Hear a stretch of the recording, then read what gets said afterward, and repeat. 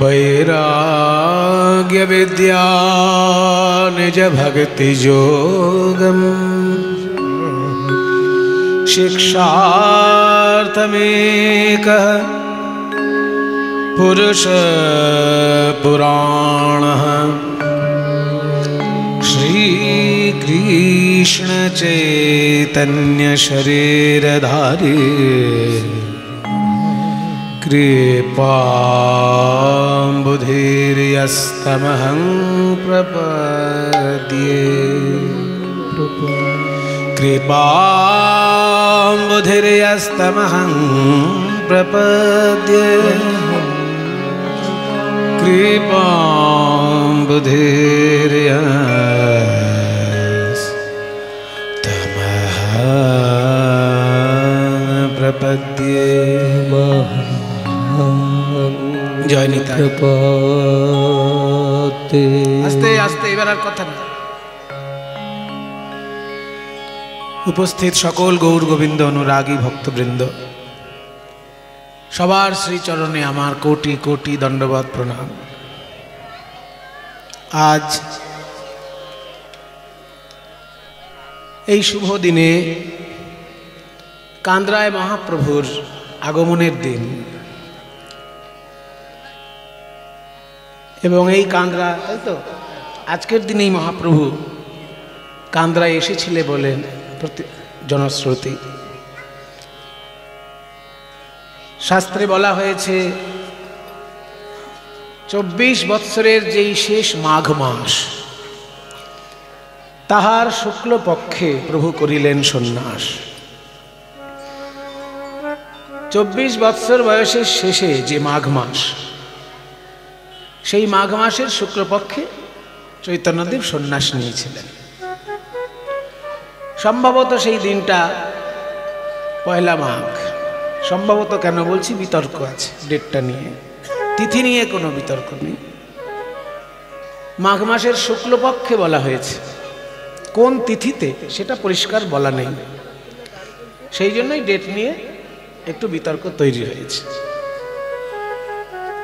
বলা হয়েছে 24 বৎসরের যেই শেষ মাঘ মাস তাহার শুক্ল পক্ষে প্রভু করিলেন সন্ন্যাস। সেই জন্য মহাপ্রভু সন্ন্যাস নিয়ে কাটোয়ায় সন্ন্যাস নিয়েছেন, এসে কান্দ্রার উপর দিয়েই আরো পশ্চিম দিকে এগিয়ে গেছিলেন। 3 দিন তিনি রাঢ় দেশ ভ্রমণ করেছিলেন। তারপর আবার ঘুরে ফিরে শান্তিপুরে এসে সচী মায়ের সঙ্গে দেখা হলো, তারপর পুরীধামে গমন করলেন।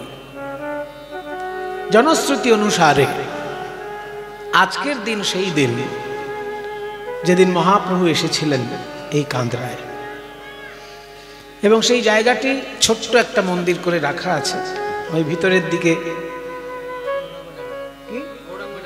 গৌরাঙ্গ ডাঙ্গা।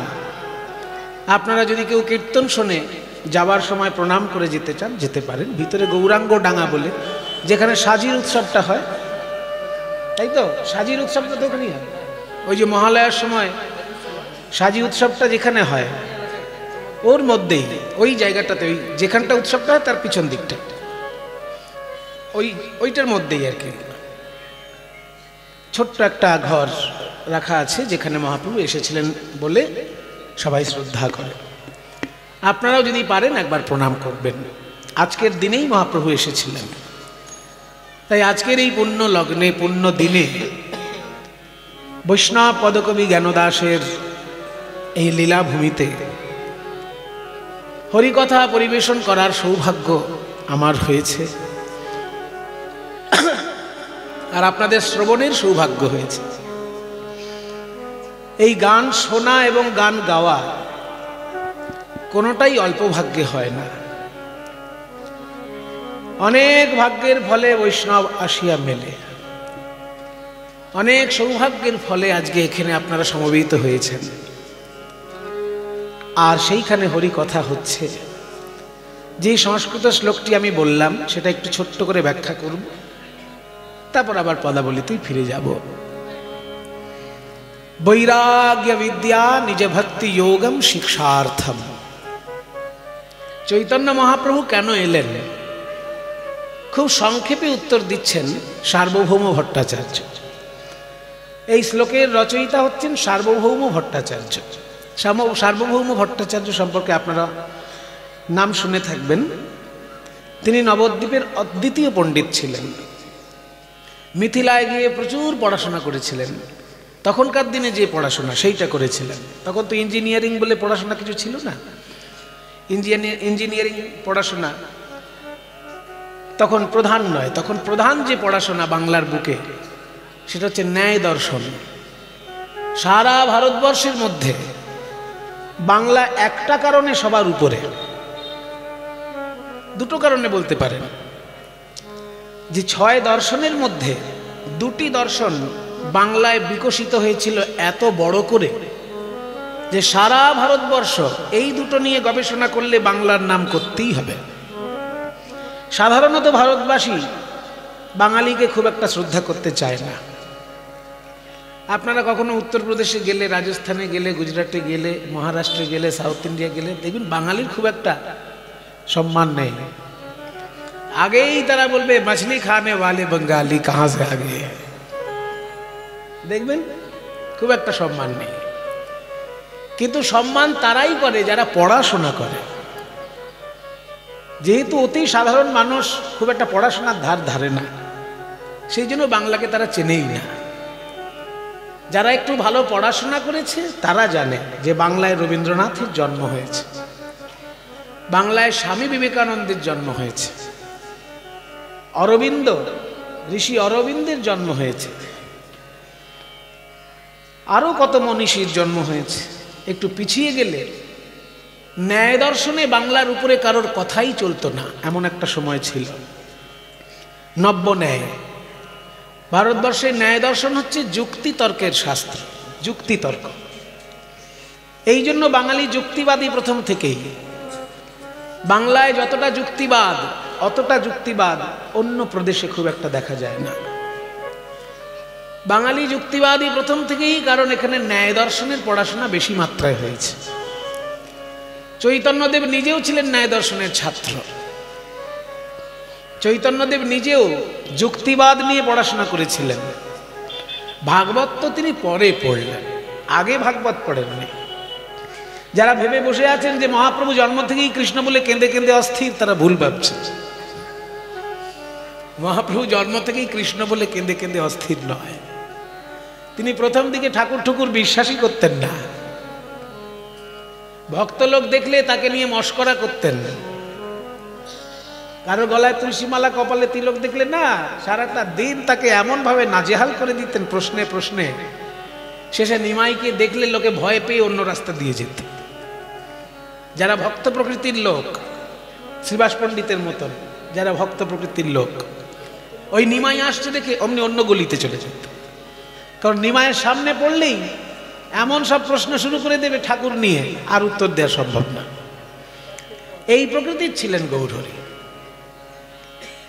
তিনি যুক্তিবাদ নিয়ে পড়াশোনা করেছিলেন। কিন্তু পরে যখন ঈশ্বরপুরীর কৃপা পেলেন, গয়ায় পিণ্ড দান করতে গিয়ে,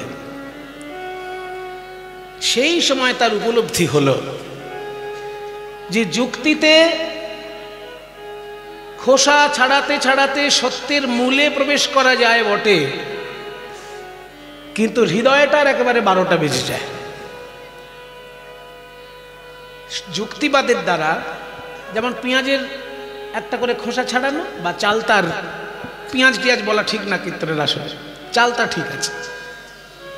চালতার একটা একটা খোসা ছাড়াতে ছাড়াতে যেমন বীজের কাছে পৌঁছে যাওয়া যায়, খোসা ছাড়ালে একদম বীজের কাছে গিয়ে পৌঁছে গেল। ঠিক তেমনি যুক্তিবাদের দ্বারা একটা একটা করে খোসা ছাড়াতে ছাড়াতে আপনি ঠিক সত্যের কাছে গিয়ে পৌঁছবেন। এই জন্যই বাংলায় যুক্তিবাদ নিয়ে এত পড়াশোনা হয়েছে। কিন্তু চৈতন্যদেব উপলব্ধি করলেন গয়ায় যাবার পর যে যুক্তিবাদের দ্বারা সত্যের কাছাকাছি পৌঁছানো যায় বটে, কিন্তু হৃদয়টার একদম সর্বনাশ হয়ে যায়। তাই মাথার যতটা গুরুত্ব, হৃদয়েরও ততটা গুরুত্ব। মাথায় যুক্তি, হৃদয়ে প্রেম। প্রেমহীন যুক্তি যদি হয় সেটা নিরস লোক, আর যুক্তিহীন প্রেম যদি হয় সেটা হুজুক ছাড়া কিছু না। দুটোরই ব্যালেন্স দরকার।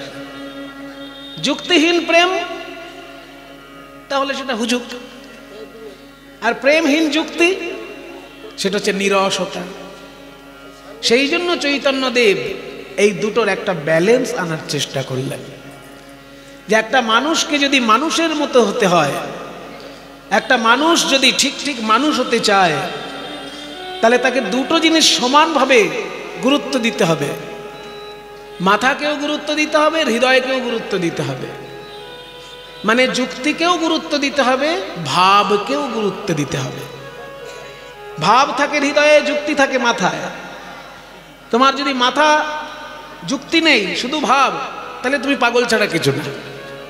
আর তোমার শুধু যুক্তিই আছে, ভাব নাই, তাহলে তুমি একটা পাথর, মানুষই না। পাথরের সঙ্গে তোমার কোনো পার্থক্য নেই, কারণ যুক্তি আছে, ভাব নেই। তাই ভাব আর যুক্তির একটা সামঞ্জস্য মানুষকে মেনে চলতে হয়। সেইটা চৈতন্যদেব বুঝলেন পরে, আগে বোঝেননি। উনি আগে ছিলেন যুক্তিবাদী, প্রথম থেকে ন্যায় দর্শন নিয়ে পড়াশোনা করেছেন। বৈষ্ণব দেখলেই ঠাট্টা করতেন, ভক্ত লোক দেখলেই তাকে নিয়ে নাজেহাল করে দিতেন প্রশ্নে প্রশ্নে। কিন্তু সেই চৈতন্যদেব যখন গয়ায় গেলেন, ঈশ্বরপুরীর কাছে কৃষ্ণ মন্ত্র পেলেন, তখন চৈতন্যদেব উপলব্ধি করলেন যে যুক্তি দরকার, কিন্তু ভাবকে অতিক্রম করে নয়। সেই জন্য ভাবে আর যুক্তিতে একটা সামঞ্জস্য মহাপ্রভু নিয়ে আসলেন। এইটা হচ্ছে মূল কাহিনী। তো যে শ্লোকটি আমি পাঠ করলাম, এই শ্লোকের যিনি রচয়িতা তিনি হচ্ছেন সার্বভৌম ভট্টাচার্য। তিনি প্রখর যুক্তিবাদী। চৈতন্যদেবকে তিনি ভগবান বলে প্রথমে মানেননি, কারণ একটা মানুষ ভগবান হবে এটা তার ধারণায় ছিল না। সেই জন্য ওনার ভগ্নিপতি গোপীনাথ আচার্য, মানে সার্বভৌম ভট্টাচার্যের ভগ্নিপতি গোপীনাথ আচার্য, তিনি যখন বারবার বলছেন যে চৈতন্যদেব ভগবান, চৈতন্যদেব ভগবান, চৈতন্যদেব ভগবান, বাসুদেব ভট্টাচার্য ধমক দিলেন, চুপ করো, কি ভগবান ভগবান নিয়ে সামনে ছেলে মানুষই করছে। নিমাই একজন মহাপুরুষ, ভগবান ভগবান কেন বলছে? 24 বছর বয়সে সন্ন্যাস নিয়েছে, ও কি বোঝে শাস্ত্রের? ভারতবর্ষের শাস্ত্র এমন, সারাটা জীবন লেগে যাবে পড়াশোনা করতে করতে, শেষ করতে পারবে না ভারতের শাস্ত্র। যারা যারা সমালোচনা করার জন্য শুধুমাত্র জায়গা বেছে বেছে পড়ে, তাদের ঠিক ঠিক জ্ঞান হয় না। আপনি গীতা না পড়ে গীতার সমালোচনায় যদি প্রবৃত্ত হন, তাহলে আপনি ভুল করছেন। গীতার প্রথম থেকে শেষ অবধি আগে ভালো করে পড়বেন, তারপর মহাপুরুষদের ব্যাখ্যা পড়বেন। আপনি গীতার কিছুই বোঝেন না, কারণ গীতা যে যুগে লেখা হয়েছিল সেই যুগটা ছিল পরিষ্কার। তখন করল কলকারখানা, কালো ধোঁয়া আমাদের বায়ু দূষিত করেনি। সেই জন্য পরিষ্কার পরিচ্ছন্ন যুগের একটা লেখা আপনি অপরিষ্কার যুগের লোক হয়ে বুঝে যাবেন, অত সহজ নয়। সেই জন্য সেই যুগের যেসব মহাপুরুষ, তাদের ব্যাখ্যা পড়ুন, তবে গীতাটাকে উপলব্ধি করবেন। আর গীতা উপলব্ধি না করেই আপনি আগেই গীতার সমালোচনা শুরু করে দিলেন। গীতাটা ভালো করে না পড়ে আপনি আগেই সমালোচনা শুরু করে দিলেন, আপনি ভুল করছেন। বেশিরভাগ লোকে করে তাই, গীতা পড়েনি অথচ গীতার বিরুদ্ধে বলার জন্য একেবারে লাফঝাপ শুরু করেছে। আরে গীতা পড়েছো, কি গীতা পড়েছো? ছোট্ট গীতা পড়লে তো হবে না, গীতার উপর যেসব ব্যাখ্যা আছে সেগুলো পড়ো। শঙ্করাচার্যের ব্যাখ্যা পড়ো, শ্রীধর স্বামীর ব্যাখ্যা পড়ো, বিশ্বনাথ চক্রবর্তীর ব্যাখ্যা পড়ো, লোকমান্য তিলকের ব্যাখ্যা পড়ো, নামদেবের ব্যাখ্যা পড়ো, ঋষি অরবিন্দের ব্যাখ্যা পড়ো, তবে তো তুমি গীতা সম্পর্কে কথা বলার অধিকারী। তুমি যা বুঝেছো উল্টো বুঝেছো হয়তো, আর তাই নিয়ে সমালোচনা শুরু করছো। তাই ভারতবর্ষের পড়াশোনা তো সহজ জিনিস নয়। একটা জীবন কিছুই না ভারতের বইপত্র পড়তে। তাই জন্য সার্বভৌম ভট্টাচার্য রেগে গেলেন, যখনই শুনছেন নিমাই ভগবান, নিমাই ভগবান, এক ধমক দিলেন। কি ভগবান ভগবান শুরু করেছে? 24 বছর মাত্র বয়স, ও বেচারা পড়াশোনা কত দূর করেছে যে সন্ন্যাসী হবে? সন্ন্যাসী হতে গেলে পড়াশোনা চাই, বেদান্ত দর্শন ভালো করে উপলব্ধি করা চাই। ও ঠাকুমা, কি জায়গা ঝামেলা লাগালো সামনে বসে।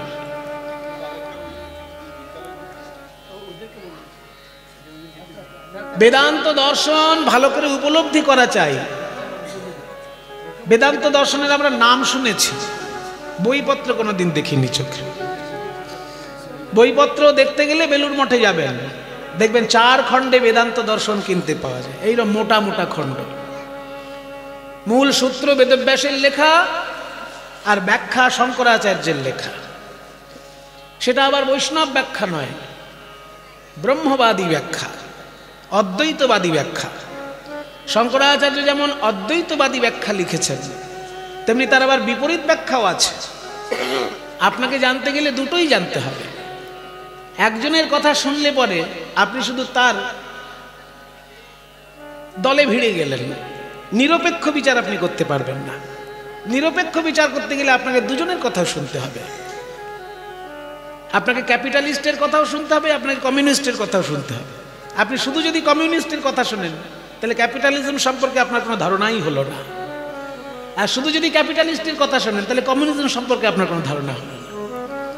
শুনতে হবে দুজনেরই, ক্যাপিটালিস্টের কথাও শুনতে হবে, কমিউনিস্টের কথাও শুনতে হবে, মাঝখানে সোশ্যালিজমে এসে আপনাকে ভিড়তে হবে। তা না হলে আপনি শুধু একজনের কথা শুনলে পরে আপনি অন্ধের মতন তার দলে নাম লিখিয়ে ফেলবেন। অদ্বৈত প্রধান ব্যাখ্যা লিখেছেন শঙ্করাচার্য, তার বিপরীত ব্যাখ্যা রামানুজাচার্য। রামানুজাচার্যের আনুগত্যে পরবর্তীকালে অন্যান্য বৈষ্ণব আচার্যগণ বেদান্ত দর্শনের ব্যাখ্যা করেছেন। প্রায় 10 রকমের ব্যাখ্যা পাওয়া যায় বেদান্ত দর্শনের। দর্শন একটা, তার ব্যাখ্যা 10 রকমের। এগুলো পড়াশোনা করবে নিমাই, তবে তো 24 বছর বয়সে সন্ন্যাসী হয়ে গেছে, হই হুল্লোড় করে কীর্তন গিয়ে বেড়াচ্ছে, ও কি জানে বেদান্ত দর্শনে?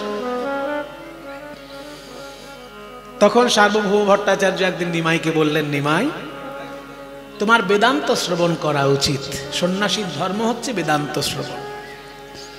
নিমাই বললেন, ঠিক আছে, শুনব। উনি বেদান্ত দর্শন পাঠ করে চলেছেন। বেদান্ত আমাদের ভারতবর্ষের আদি দর্শন। একটুখানি শ্লোকগুলো শুনুন, 2-1টা শ্লোক। ওম ঈশাবাস্যমিদং সর্বং যৎ কিঞ্চ জগত্যাং জগৎ তেন ত্যক্তেন ভুঞ্জিথা মা গৃধঃ কস্য স্বিদ্ধনা।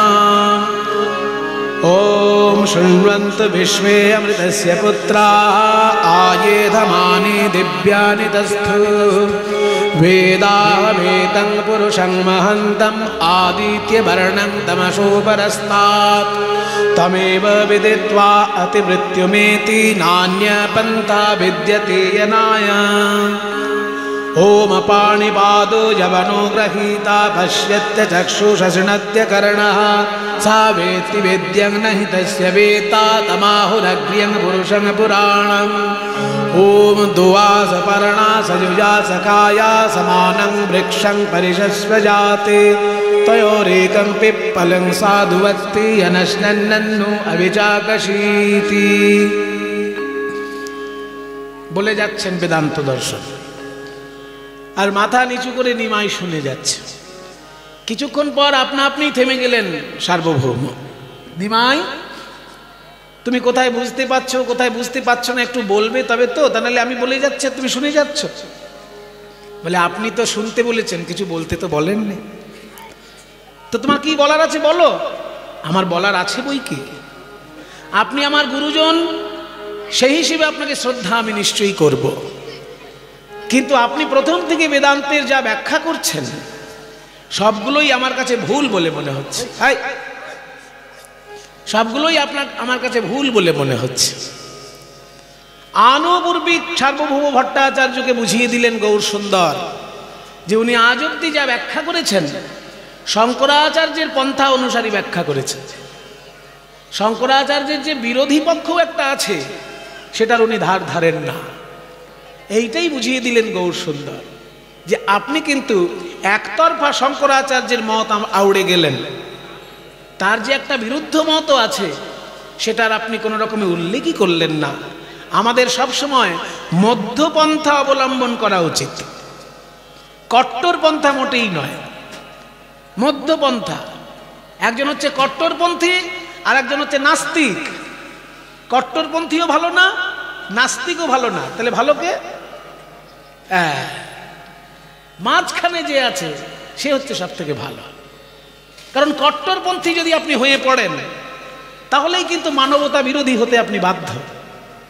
কট্টরপন্থা মানেই আপনি সাম্প্রদায়িক হয়ে যাবেন, কট্টরপন্থা মানেই আপনি একটা দলের হয়ে কথা বলবেন, মানুষের হয়ে বলবেন না। নিষ্ঠা ভালো জিনিস, কট্টরপন্থা আর এক জিনিস। নিষ্ঠা আর কট্টরপন্থা এক জিনিস নয়। নিষ্ঠার সঙ্গে কট্টরপন্থা গুলিয়ে ফেলবেন না। নিষ্ঠা ভালো, কিন্তু কট্টরপন্থা ভালো নয়। একদিকে কট্টরপন্থী আর একদিকে হচ্ছে নাস্তিক, এই দুইজনের মাঝখানে যে থাকে সে হচ্ছে ভালো মানুষ। সে না নাস্তিক না কট্টরপন্থী, এই মধ্যপন্থাটা হচ্ছে সর্বশ্রেষ্ঠ পন্থা। তা আপনি অদ্বৈতবাদী ব্যাখ্যা করলেন বেদান্ত দর্শনের, কিন্তু দ্বৈতবাদী যেসব ব্যাখ্যা রয়েছে তার তো আপনি কোনো উল্লেখই করলেন না। তখন গৌর সুন্দর বুঝিয়ে দিলেন সার্বভৌম ভট্টাচার্যকে যে মানুষকে যদি এগোতে হয় এক পেশে মত নিয়ে এগোনো যায় না। আপনার অদ্বৈতবাদী ব্যাখ্যাও থাকবে, দ্বৈতবাদী ব্যাখ্যাও থাকবে, সামঞ্জস্যপূর্ণ একটা ব্যাখ্যা কিছু করুন, তবে বুঝবো আপনি পড়াশোনা করেছেন। সেই সময় সার্বভৌম বুঝলো যে আমার জ্ঞানের চক্ষু খুলে দিয়েছে নিমাই। এতদিন আমি শুধু শঙ্করাচার্যের ভাষ্য মুখস্থ করে গেছি বেদান্ত দর্শনের, মন দিয়ে কখনো উপলব্ধি করে দেখিনি যে মধ্যপন্থাটাই শ্রেষ্ঠ। সেই জন্য গৌর সুন্দরের মতাদর্শের নাম অচিন্ত ভেদাভেদবাদ। ভেদ এবং অভেদ দুটো মিলে গৌর সুন্দরের মত। অভেদবাদী হচ্ছে শঙ্করাচার্য আর ভেদবাদী হচ্ছে মধ্বাচার্য। শঙ্করাচার্য অভেদবাদী আর ভেদবাদী হচ্ছে মধ্বাচার্য। এই দুটো আচার্যের মাঝখানে চৈতন্য মহাপ্রভু। ভেদ এবং অভেদ দুটো মিলে চৈতন্যদেবের মতাদর্শ, তার নাম হচ্ছে অচিন্ত ভেদাভেদবাদ। মানে ঈশ্বরের সঙ্গে জীবের ভেদও আছে আবার অভেদও আছে। এই তত্ত্ব যখন বুঝিয়ে দিলেন সার্বভৌমকে, সার্বভৌম আকাশ থেকে পড়লেন যে আমিও ন্যায় দর্শনের ছাত্র, নিমাইও ন্যায় দর্শনের ছাত্র, কিন্তু নিমাই যেভাবে উপলব্ধি করে কথাগুলো বলছে, কই আমি তো সেইভাবে বলিনি, আমি একতরফা ব্যাখ্যা করে দিয়েছি, অদ্বৈতবাদী ব্যাখ্যা। নিমাই তুমি কে? এই বুড়ো বয়সে আমার জ্ঞান চক্ষু খুলে দিলে, কে তুমি? তখন একটা অলৌকিক দর্শন হয় সার্বভৌমের। গৌর সুন্দরের মধ্যে ষড়ভুজ রূপ দর্শন করলেন। ত্রেতায় যিনি রাম, দাপরে যিনি কৃষ্ণ, কলিযুগে তিনি চৈতন্য দেব, এরকম একটা অলৌকিক দৃশ্য ভেসে উঠল সার্বভৌমের চোখের সামনে। তারপর সার্বভৌম এই শ্লোকটি বলে মহাপ্রভুকে প্রণাম জানায়। বৈরাগ্য বিদ্যা নিজ ভক্তি যোগম শিক্ষার্থমেক পুরুষ পুরাণ। বৈরাগ্য বিদ্যা এবং নিজ ভক্তি যোগ, এই দুটো শিক্ষা দেবার জন্য স্বয়ং ভগবান মানুষ রূপে নেমে এসেছেন, তার নাম চৈতন্যদেব। বৈরাগ্য বিদ্যা এবং ভক্তি যোগ। একজন আসছে আর সামনে এসে বসে যাচ্ছে, এই নিয়ে ঝগড়া হচ্ছে সারাক্ষণ, কি ঝামেলা যে পড়েছি, একটু সুরের পাশে বসুন না। হরি বল। ঠিক আছে, ঠেলাঠেলি করে দেয়, ছেড়ে দে। বলছি বৈরাগ্য বিদ্যা, মহাপ্রভু কেন এলেন? বৈরাগ্য বিদ্যা শেখানোর জন্য এলেন। বৈরাগ্য একটা বিদ্যা, সেটা আমরা কোনোদিন শুনেছি? এই বাচ্চা কোন ক্লাসে পড়িস? 5-এ পড়িস। তোদের মাস্টারমশাই কোনোদিন বলেছেন বৈরাগ্য বলে একটা বিদ্যা আছে?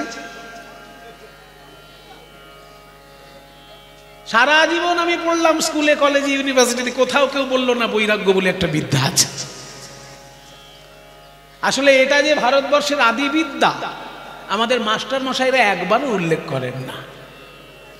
এটার কারণ আছে। আমাদের যে শিক্ষা ব্যবস্থা, সেটা ইংরেজদের শিখানো শিক্ষা ব্যবস্থা। আর ইংরেজরা আগাগোড়াই চেয়েছিল ভারতীয়রা যেন নিজেদের বিদ্যা ভুলে থাকে। ভারতীয়রা নিজেদের বিদ্যা ভুলে থাকলে তাদের শাসন করা সুবিধে, তাদের শোষণ করা সুবিধে। আমাদের রাজনৈতিক নেতাগুলোও সেটাই চায় যে ভারতবাসী যেন নিজেদের বিদ্যাটা ভুলে থাকে, তাহলে তাদের শাসন করাও সুবিধে আর শোষণ করাও সুবিধে। ভারতবর্ষের নিজের বিদ্যা কি? অদ্বৈতবাদ ভারতবর্ষের বিদ্যা।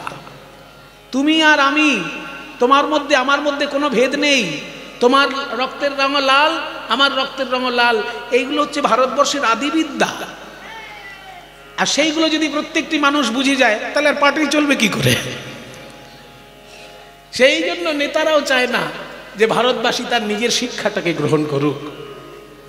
বিদেশিরা তো চাইবেই না, আমাদের দেশের লোকেরাও চায় না। যদি চাইতো আমাদের দেশের লোক, তাহলে প্রত্যেকটি বিদ্যালয়ে পড়াশোনার সঙ্গে গান বাজনা শেখানো হতো। কোনো বিদ্যালয়ে পড়াশোনার সঙ্গে গান বাজনা শেখানো হয় কি? শেখানো হয়। কোনো কোনো স্কুলে আছে উচ্চ মাধ্যমিকে, সে রেয়ার রেয়ার কোচিত, রেয়ার ব্যাপার। কোনো কোনো জায়গায় আছে, কোনো কোনো স্কুলে উচ্চ মাধ্যমিকে ক্লাস 5 থেকে নয়, ক্লাস 5 থেকে গান টান মাঝে মাঝে দিদিমণিরা মাস্টারমশাইরা শেখান বার্ষিক অনুষ্ঠান করার জন্য। এই ধরুন 26শে জানুয়ারি, তারপরে 15ই আগস্ট, 25শে বৈশাখ, এইসব অনুষ্ঠানগুলো যাতে ছাত্রছাত্রীরা দুই একটা গান গাইতে পারে সেরকমভাবে করিয়ে দেয় মাস্টারমশাই। কিন্তু এটা যে একটা শিক্ষার বিষয়, এটা যে শিক্ষার বিষয়, সেই হিসেবে কিন্তু আমাদের শেখানো হয় না। গান বাজনাটা আমাদের কাছে এন্টারটেনমেন্ট। গান বাজনায় যে পার্ট অফ এডুকেশন, এটা কখনো আমাদেরকে শেখানো হয় কি? গানটা যে একটা এডুকেশনের জিনিস, সেটা কখনো আমাদের শেখানো হয় না। ও মায়েরা, কথা না, গান বাজনাটা একটা শিক্ষার বিষয়, বৈরাগ্যটা তেমনি একটা শিক্ষার বিষয়। গান বাজনা যদি ঠিক ঠিক করে কেউ করতে পারে, রাগ রাগিনী যদি ঠিক ঠিক করে কেউ করতে পারে, তাল তরঙ্গ যদি ঠিক ঠিক করে শিখতে পারে, কোনো আর্টের কাজ, যে কোনো আর্টের কাজ ভালো করে যদি শিখতে পারে কেউ, তার ভিতরে বৈরাগ্য আসতে বাধ্য। ভোগের মধ্যে ডুবে থাকলেও তার মনটা হয়ে যাবে বৈরাগী। এটা হচ্ছে শিল্পের নিয়ম, কিচ্ছু করার নেই। যে 1 নম্বর শিল্পী, যে শ্রেষ্ঠ শিল্পী, সে মনে মনে বৈরাগী। রবীন্দ্রনাথ মনে মনে বৈরাগী, নজরুল ইসলাম মনে মনে বৈরাগী।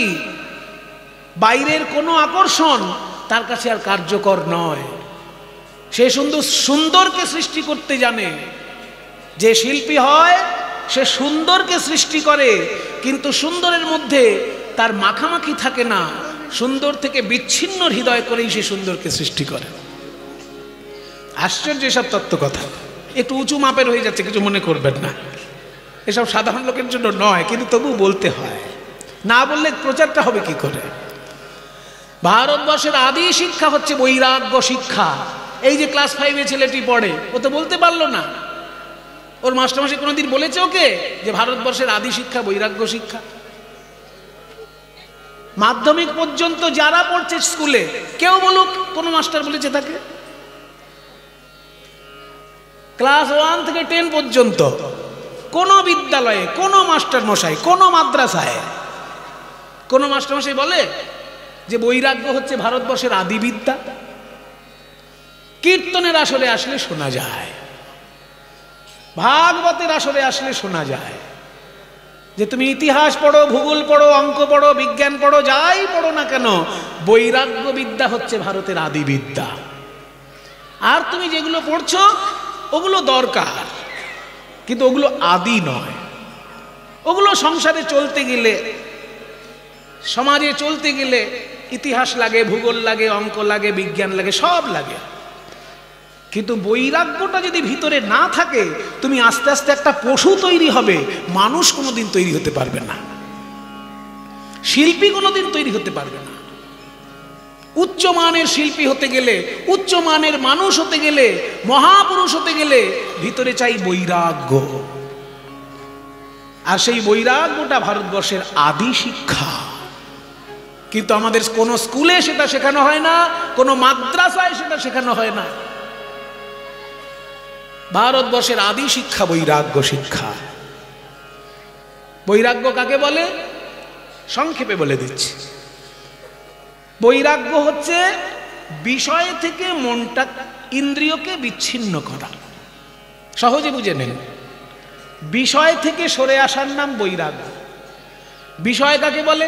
আমরা বিষয় মানে বুঝি 2 বিঘে জমি, 2 তলা বাড়ি, 2 লাখ টাকা। তা কিন্তু নয়, ওটা হচ্ছে বিষয়ের একটা অংশ মাত্র। বিষয় কাকে বলে? ইন্দ্রিয় যার প্রতি আকৃষ্ট হয় তাকে বলে বিষয়। চলে আসছি ন্যায় দর্শনে, এগুলো ন্যায় দর্শনের কথা। ন্যায় দর্শন অনুযায়ী ইন্দ্রিয় যার প্রতি আকৃষ্ট হয় তাকে বলে বিষয়। যেমন চোখ আকৃষ্ট হয় রূপের উপর, কান আকৃষ্ট হয় শব্দে, নাক আকৃষ্ট হয় গন্ধে, জিহ্বা আকৃষ্ট হয় স্বাদে, ত্বক আকৃষ্ট হয় স্পর্শে, মন আকৃষ্ট হয় চিন্তায় এবং অনুভূতিতে। অনুভূতিটা মনের ব্যাপার। তাহলে এই যে চিন্তা, অনুভূতি, এগুলো মনের ব্যাপার। আর যেগুলো বললাম পঞ্চ জ্ঞানেন্দ্রিয়, সেইগুলো যার প্রতি আকৃষ্ট হয় তাকে বলে বিষয়। ওই বিষয় থেকে ইন্দ্রিয়কে গুটিয়ে নেওয়ার নাম বৈরাগ্য। আমার চোখ যখন রূপ থেকে নিজেকে গুটাতে শিখবে, এটা সহজ জিনিস নয়। সামনে যদি একটা সুন্দর নায়িকার নাচ হয়, আমি চোখ বন্ধ করে বসে থাকতে পারবো? সামনে যদি সুন্দরভাবে আপনার দেব বা সালমান খান নাচানাচি করে, চোখ বন্ধ করে বসে যাবে? এই রূপ থেকে চোখকে গুটিয়ে নেওয়া খুব কঠিন কাজ, কিন্তু সেই কাজটার নামই বৈরাগ্য। শব্দ থেকে কানটাকে গুটিয়ে নেওয়ার নাম বৈরাগ্য। গন্ধ থেকে নাকটাকে গুটিয়ে নেওয়ার নাম বৈরাগ্য। চিন্তা থেকে মনটাকে সরিয়ে আনার নাম বৈরাগ্য। এইগুলো যদি কেউ করতে পারে তাহলে সে ভারতবর্ষের আদি শিক্ষা গ্রহণ করতে পারল। সেইটা শেখানোর জন্য চৈতন্য দেবের নেমে আসা, সেইটা শেখানোর জন্য শঙ্করাচার্যের নেমে আসা, সেইটা শেখানোর জন্য বুদ্ধদেবের নেমে আসা। বুদ্ধদেব, শঙ্করাচার্য, চৈতন্যদেব সবার একই শিক্ষা, স্বামী বিবেকানন্দ পর্যন্ত একই শিক্ষা, বৈরাগ্য। ইন্দ্রিয়কে গুটাতে শিখো, জিভটাকে নিয়ন্ত্রণ করতে শিখো, চোখকে নিয়ন্ত্রণ করতে শিখো, কানকে নিয়ন্ত্রণ করতে শিখো। একদিনে না হোক 100 দিনে হবে, 100 দিনে না হোক 1000 দিনে হবে, চেষ্টা চালিয়ে যাও। কিন্তু চৈতন্য মহাপ্রভুর শিক্ষার মধ্যে আরেকটু সংযোজন আছে। নিরস বৈরাগ্য শিক্ষা মহাপ্রভুর শিক্ষা নয়, তার সঙ্গে আরেকটু সংযোজন হচ্ছে কি? নিজ ভক্তি যোগম বৈরাগ্য বিদ্যা নিজ ভক্তি যোগম। তার ভক্তি যোগটা যুক্ত আছে, যে বৈরাগ্য থাকবে হৃদয়ে, আর বাকি ইন্দ্রিয়গুলো তাহলে কি করবে? সেবা করবে। সেবামূলক ভাবে যদি ইন্দ্রিয়কে প্রয়োগ করো তাহলে সেটায় দোষ নাই। ভোগ করার উদ্দেশ্যে ইন্দ্রিয়কে প্রয়োগ করলে সেটা লালসা বিষয় ভোগ হয়ে গেল।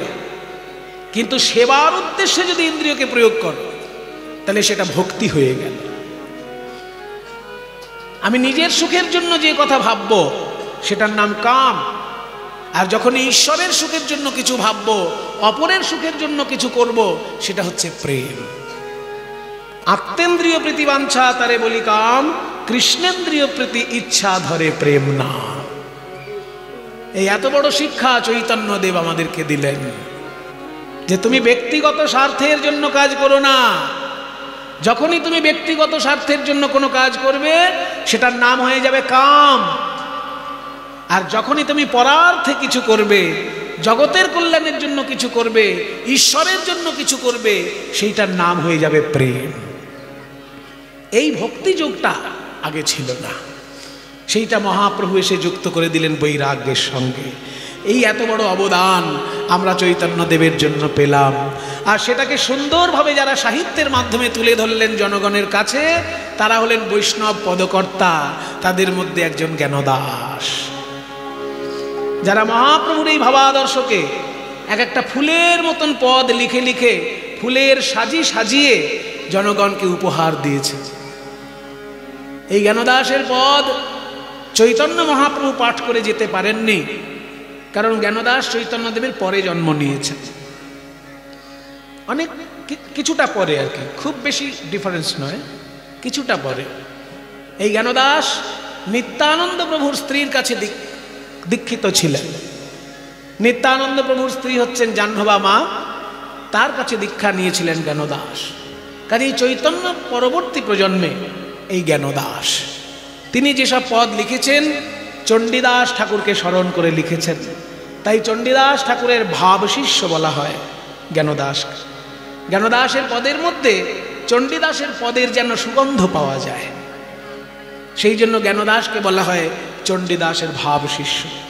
স্বয়ং স্বামী বিবেকানন্দ এই জ্ঞানদাসের পদ এত ভালোবাসতেন, উনি যখন রাজস্থানে ভক্তদের মধ্যে গান গাইছেন তখন এই জ্ঞানদাসের পদ গাইছেন। অবাক ব্যাপার, রাজস্থানের যেসব রাজস্থানী ভক্ত, আলোয়ার বলে জায়গা একটা, আলোয়ারের আগের নাম ছিল সৌভদেশ, যেখানে শাল্য রাজার বাড়ি ছিল। সেই যে অম্বিকা অম্বালিকা মনে আছে, মহাভারতের 3 কন্যা, কাশী রাজার 3টে মেয়ে, বিচিত্র বীর্যের সঙ্গে বিয়ে দেবে বলে ভীষ্ম যুদ্ধ করে যাদেরকে এনেছিল কাশীরাজের বাড়ি থেকে, সেই 3 কন্যার মধ্যে প্রথম কন্যা যার নাম অম্বা, সে ভালোবাসত শাল্য রাজাকে। ওই শাল্য রাজার বাড়ি ছিল যেখানে, তার নাম হচ্ছে সৌভদেশ। প্রাচীনকালে বলা হতো সৌভদেশ, এখন বলা হয় আলোয়ার, রাজস্থান। সেইখানে যখন স্বামী বিবেকানন্দ গান গাইছেন, এই জ্ঞানদাসের পদ গান গাইছেন। কিন্তু যারা গান শুনছে তারা তো সব রাজস্থানের লোক, বাংলা ভাষার কিছু বোঝে না, তাই তাদেরকে বোঝানোর জন্য স্বামী বিবেকানন্দ হিন্দিতে অনুবাদ করে দিয়েছিলেন এই জ্ঞানদাসের পদ। চিন্তা করা যায়, আমাদের মহাপুরুষদেরকে আমরা জানি না, চিনি না। স্বামী বিবেকানন্দ বেদান্ত দর্শনের লোক, তার পদাবলী সাহিত্য ভালোবাসার কথা নয়, কিন্তু তার গুরু রামকৃষ্ণদেব দিনরাত পদাবলীর রসে ডুবে থাকতেন, সেই জন্য স্বামী বিবেকানন্দের মধ্যেও পদাবলীর রস এসেছে। উনি রাজস্থানে যখন গান গাইছেন হিন্দিতে অনুবাদ করে দিচ্ছেন জ্ঞানদাসের পদ। এই কান্দ্রার লোকের গর্ব করা উচিত যে কান্দ্রার এই জ্ঞানদাসের পদাবলী স্বয়ং স্বামী বিবেকানন্দ আলোয়ারে গান গেয়েছেন এবং সেটা হিন্দিতে ব্যাখ্যা করে করে গিয়েছেন। গোকুল চন্দ্র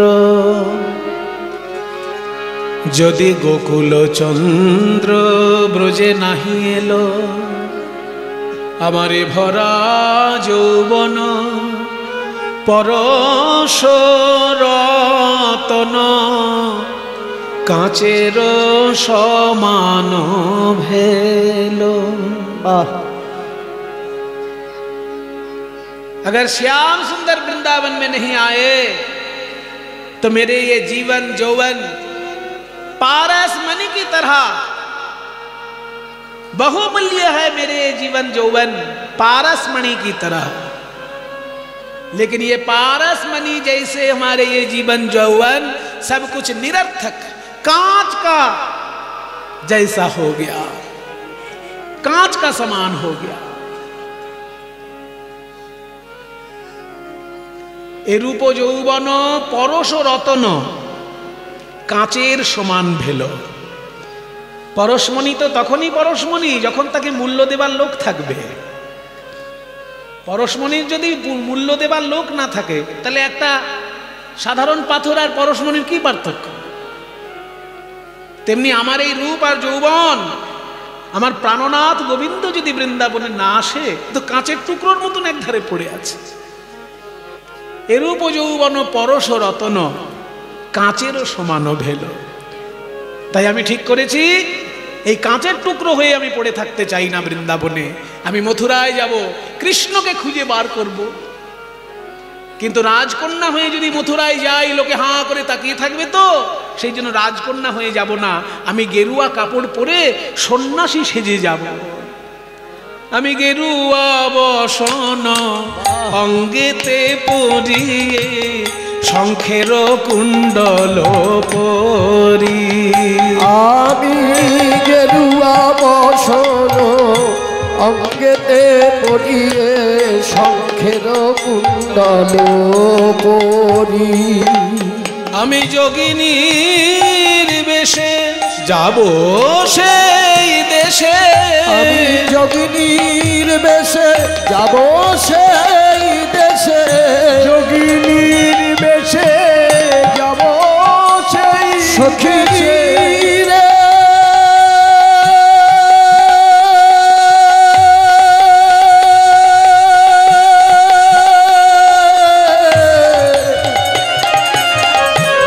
সখী রে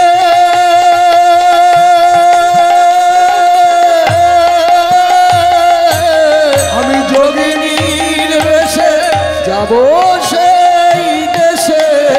যোগিনীর বেশে যাব সেই দেশে।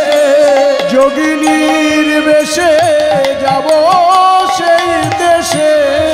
যেথায় নিঠুর হরি। আমি যোগিনীর বেশে যাব সেই দেশে। যেথায় নিঠুর হরি। সন্ন্যাসী হয়ে গেলে আর তো কেউ আমাকে বাধা দিতে পারবে না। বাড়ির মেয়ে হলে বাধা দেবে, এই মথুরায় যাবি কেন রে? বাড়ির বৌমা হলে বাধা দেবে, আহা বৌমার জন্য পালক গজিয়েছে, মথুরা যাবে কি? কিন্তু যদি সন্ন্যাসিনী হয়ে যায় তখন কেউ বাধা দেবে? গর্ব করবে আরো, জানো আমার মেয়ে সন্ন্যাসিনী হয়ে গেছে। শ্বশুর বাড়ির লোক বলবে, জানেন আমার বৌমা সন্ন্যাসিনী হয়ে গেছে। কাজে যদি সন্ন্যাসিনী হতে পারি কেউ আমাকে বাধা দিতে পারবে না। আমি মথুরায় যাব। আমি মথুরা নগরে প্রতি ঘরে ঘরে বেড়াবো যোগিনী হয়ে। আমি মথুরা নগরে প্রতি ঘরে ঘরে বেড়াবো যোগিনী হয়ে। আমি মথুরা নগরে প্রতি ঘরে ঘরে বেড়াবো যোগিনী হয়ে। আমি মথুরা নগরে প্রতি ঘরে ঘরে বেড়াবো যোগিনী হয়ে। আহা যদি কারো ঘরে মিলে গুণনিধি।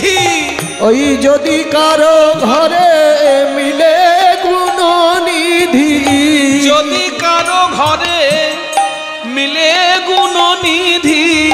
যদি কারো ঘরে মিলে গুণনিধি। আমি বাঁধিব অঞ্চল দিয়ে। ওই যদি কারো ঘরে মিলে গুণনিধি। আমি বাঁধিব অঞ্চল দিয়ে। অঞ্চল দিয়ে বাঁধবো, দড়ি দিয়ে নয়। অঞ্চল মানে কি? আঁচল। কোন আঁচল জানিস? শাড়ির আঁচল নয়। অনুরাগের অঞ্চলে বেঁধে আনিব। অনুরাগের অঞ্চলে বেঁধে আনিব। অনুরাগের অঞ্চলে বেঁধে আনিব। অনুরাগের অঞ্চলে বেঁধে আনিব। অনুরাগের অঞ্চলে বেঁধে আনিব। অনুরাগের অঞ্চলে বেঁধে আনিব। অনুরাগের অঞ্চলে বেঁধে আনিব।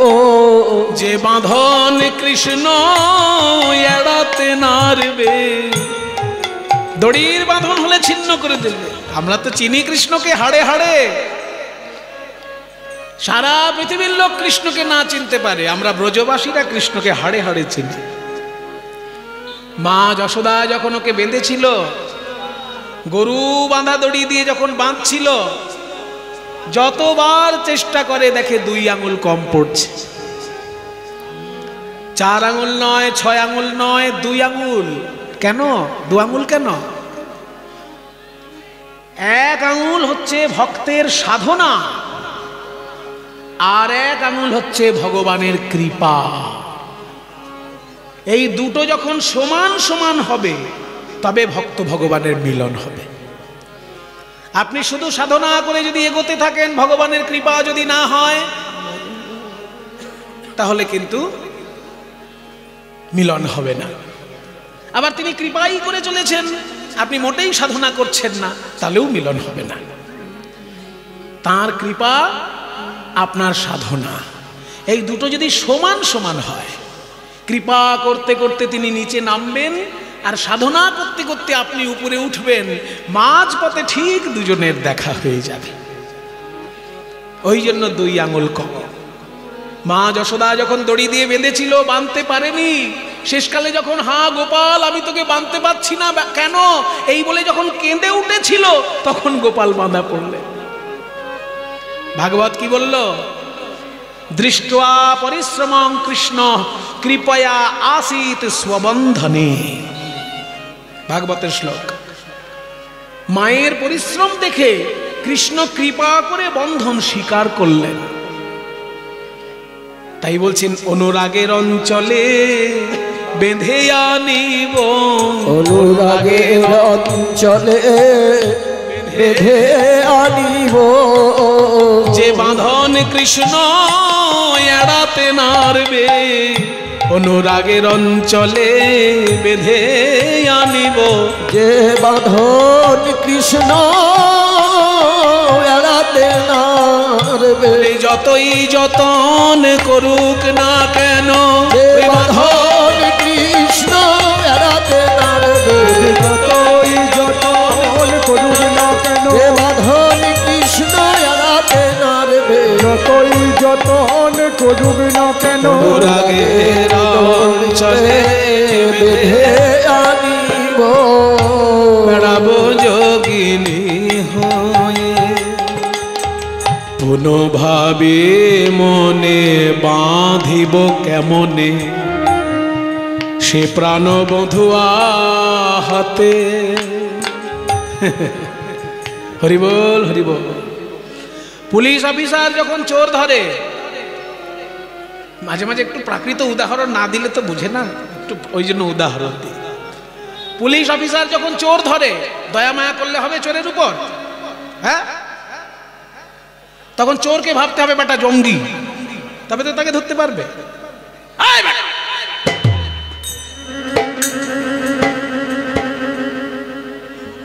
চোরকে ধরবে যখন, চোরকে দয়া মায়া করা চলবে না। কিন্তু যদি কোনোদিন পুলিশ অফিসার শুনতে পায় তার নিজের বউ চুরি করেছে,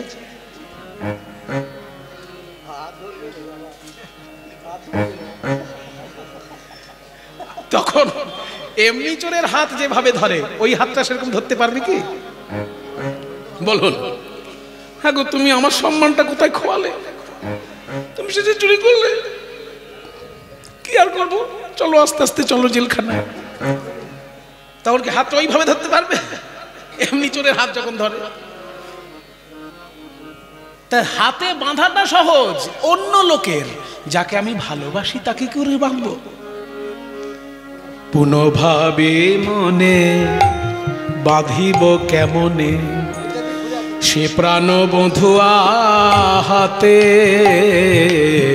পুনঃভাবে মনে বাঁধিব কেমনে, সে প্রাণ বধুয়া হাতে, আহা বাঁধিয়া কেমনে ধরিব পরাণে, তাই ভাবিতেছি চিতে আমি, বাঁধিয়া কেমনে ধরিব পরাণে, তাই ভাবিতেছি চিতে। আমি আমার প্রাণনাথের হাতে বাঁধবো কি করে, প্রথম কথা। আর যদি কষ্টে শিষ্টে বেঁধে ফেললাম, আমি বাঁচবো কি করে? আমার ওই প্রাণ গোবিন্দের হাতের বাঁধন আমি সহ্য করতে পারবো? মা যশোদা গোপালের হাতে বেঁধেছে আমি শুনেছি, কিন্তু তখন তো আমি ছিলাম না কাছে, আমি তো দেখিনি। তার হাতে বাঁধা তো আমার সহ্য করা সম্ভব নয়। বাঁধিয়া কেমনে ধরিব পরাণে, তাই ভাবিতেছি চিতে। বাঁধিয়া কেমনে ধরিব পরাণে, তাই ভাবিতেছি চিতে। এইবার পদকর্তা জ্ঞানদাস কথা বলবেন। এতক্ষণ কথা বললেন রাধারানী, পদের শেষ দুটো লাইনে পদকর্তা কথা বলবেন। চৈতন্য মহাপ্রভুর পরবর্তীকালে যত পদকর্তা এসেছেন তাদের মধ্যে বেশিরভাগ পদকর্তাই গোপী ভাবে আবিষ্ট হয়ে পদ লিখেছেন।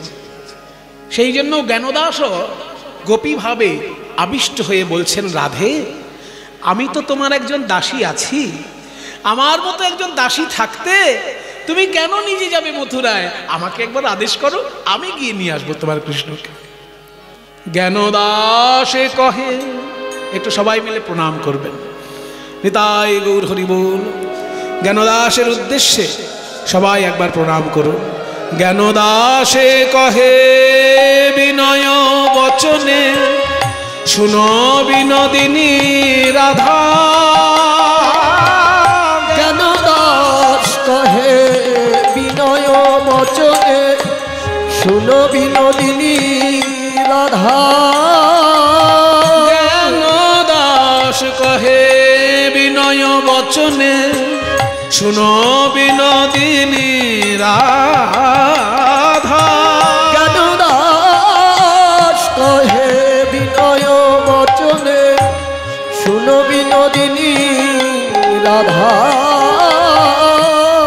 মথুরা নগরে যেতে মানা করি, ওই মথুরা নগরে যেতে মানা করি, বিষম কুলের বাধা।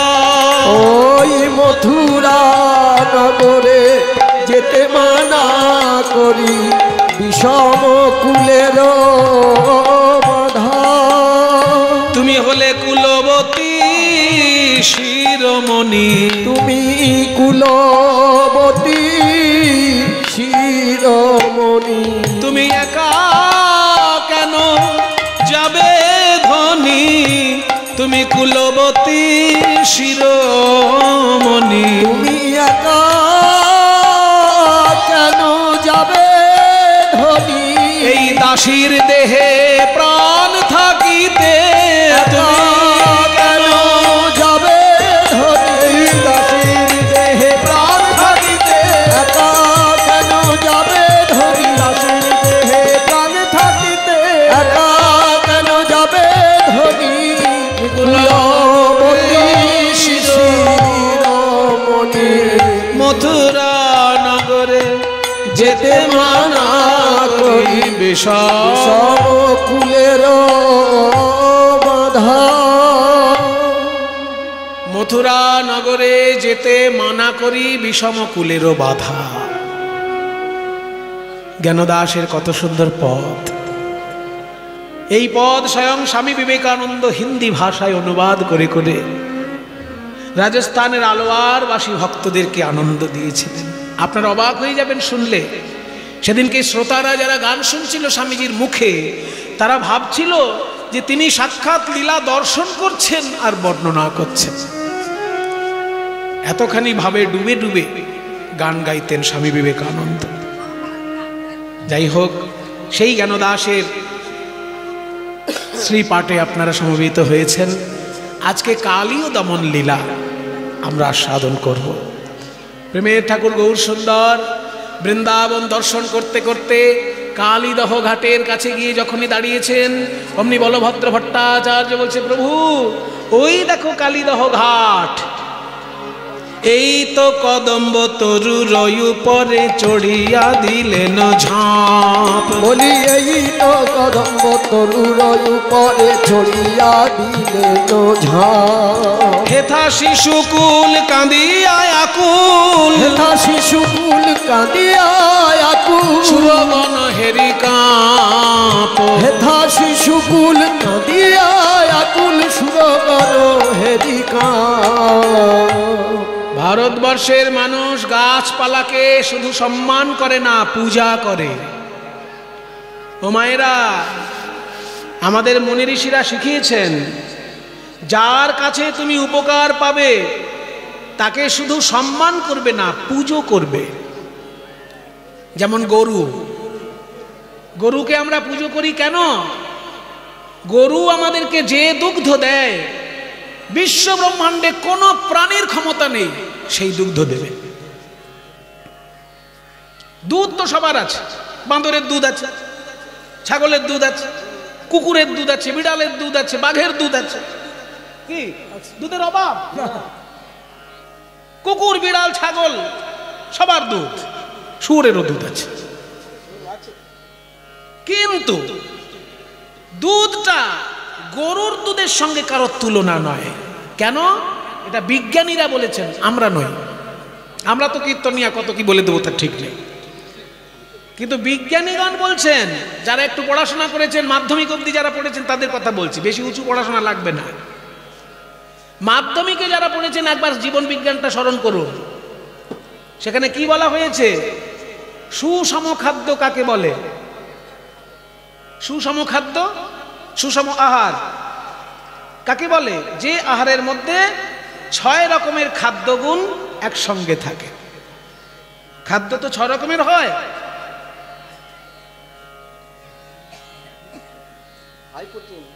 হাই প্রোটিন কি? শুধু protein? High protein, protein, vitamin, fat, carbohydrate, mineral আর ওয়াটার, এই তো 6টা। প্রোটিন, ভিটামিন আর ফ্যাট। ফ্যাট ফ্যাট মানে ফ্যাট মানে তৈলাক্ত, এই সর্ষের তেল, নারকেল তেল, ঘি, সব কিছু ফ্যাট। তাহলে প্রোটিন, ভিটামিন, ফ্যাট, কার্বোহাইড্রেট, এই যে রুটি, ভাত, এগুলো সব কার্বোহাইড্রেট। তাহলে protein, vitamin, fat, carbohydrate, mineral, mineral মানে খনির মধ্যে যেগুলো পাওয়া যায়, আর ফ্যাট, এই ওয়াটার, জল। এই 6 রকমের খাদ্য যদি এক রকমের খাবারে থাকে সেটাকে বলে সুষম আহার। সেটা উদাহরণ দেয়া হয়েছে জীবন বিজ্ঞানের বইতে, গোদুগ্ধ। সেখানে বলা হয়নি কুকুরের দুধ, বিড়ালের দুধ, ছাগলের দুধ, অসম্ভব। তাদের দুধে এই 6 রকমের খাদ্যগুণ একসঙ্গে থাকে না, একমাত্র গরুর দুধে উদাহরণ দেয়া হয়েছে। তাহলে যারা বলে বেড়ায় যে সমস্ত প্রাণী আর গরু একই জিনিস, তারা বোকা, তারা বিজ্ঞান পড়েনি। বিজ্ঞান ঘোষণা করেছে যে একমাত্র গরুর দুধে সুষম আহার আছে।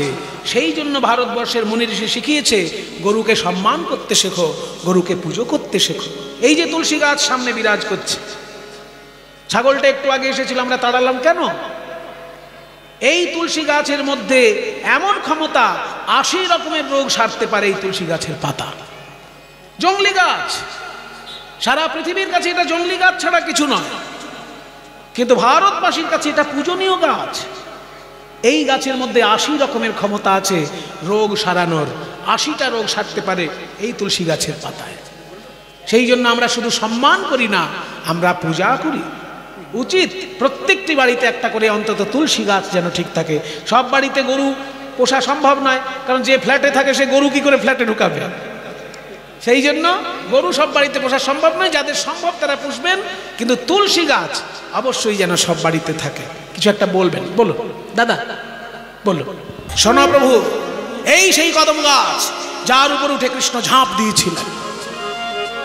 কৃষ্ণ গৌর সুন্দর বলছে, আচ্ছা বলভদ্র, কৃষ্ণ তো কালীয় দমন করেছে দাপর যুগে, সে তো 4500 বছর আগের কাহিনী। চৈতন্যদেবের থেকে 4500 বছর আগে, আমাদের থেকে 5000 বছর আগে কৃষ্ণলীলা। সে তো 4500 বছর আগের কাহিনী, এখনো কি করে গাছটা বেঁচে আছে? বলে প্রভু, এ গাছ 4500 বছরের থেকে অনেক আগে থেকে বেঁচে আছে। আমরা সবাই চলে যাব, এই গাছ মরবে না। কেন জানো? এই গাছটার উপর অমৃত পড়েছিল। হ্যাঁ, অমৃত কি করে পড়লো? প্রভু তুমি আবার জানো না এটা হয়?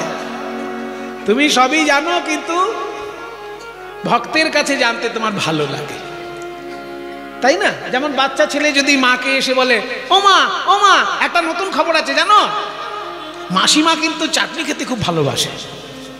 এবার মার কাছে যদি বাচ্চা ছেলে বলে মাসিমা চাটনি খেতে ভালোবাসে, মা কি তখন ধমক দেবে, চুপ কর, আমি ছোটবেলা থেকে জানি ও চাটনি খেতে ভালোবাসে, ও নতুন করে বলতে এসেছে, এরকম বলবে কি মা?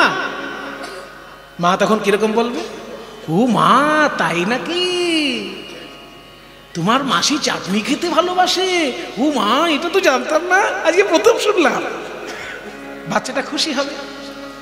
সেই জন্য মায়ের কাছে যদি কেউ মাসির গল্প করে, তবুও মা হাসি মুখে সেটা শুনে বাচ্চাটা যাতে খুশি হয়।